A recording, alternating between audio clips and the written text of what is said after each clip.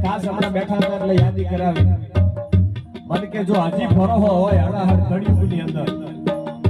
વિશ્વાસ હોય તો માં મેલડીના આયા ફડા હજી આયા હોકારા દેશે ફડા હજી આયા માં ચામુંડા માના માં મેલડીના માં વીરબાઈ માતાજીના હજી ફડા હોકારા દેશે કોઈને હરફ પડ્યો હોય સાફ કોઈને સાફ પડ્યો હોય સાફ આ અંધશ્રદ્ધાનો વિષય નથી આ શ્રદ્ધાનો વિષય છે અને મેલડી માતાજીનું દિવ્ય જો એને પાઈ દેવામાં આવે પ્રસાદ માની દુનિયામાં બધા એમ કહે છે દવાખાને લઈ જાઓ દવાખાને લઈ જાઓ દવાખાને લઈ જાઓ પણ ભરોહો હોય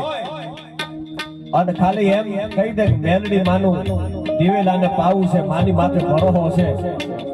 સાહેબ હરફના ઝેર ચડ્યા હોય ઈ ચડેલા ઝેરને હેઠા ઉતારીને ઈ મારી તમારી જગદંબા મેલડીનું દિવેલ છે સાહેબ એની તાકાત છે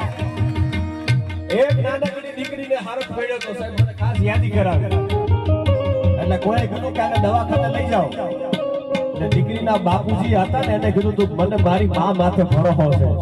મને મારી જગદંબાની માથે ભરોહો છે અને સાહેબ દીકરીને લાવવામાં આવે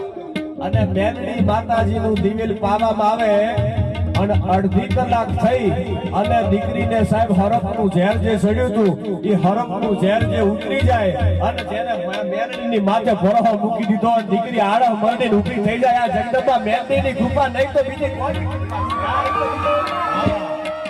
ઈ ભગવતી હાજરા હાજર આજની તારીખમાં પાદરમાં બેઠી છે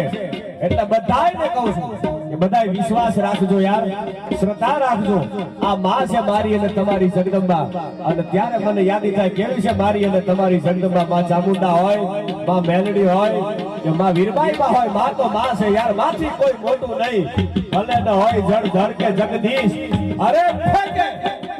પગે ખરો વીર અર્જુન નો બાણ પણ મારી મેલડીનું વેણ એક વખત મોટામાંથી બોલાય પછી સાહેબ એમાં ઉઠા પણ ન થાય એ ભગવતીના ખોળે હું તમે બેઠા છે ત્યારે છેલ્લે ઉસ્તાદ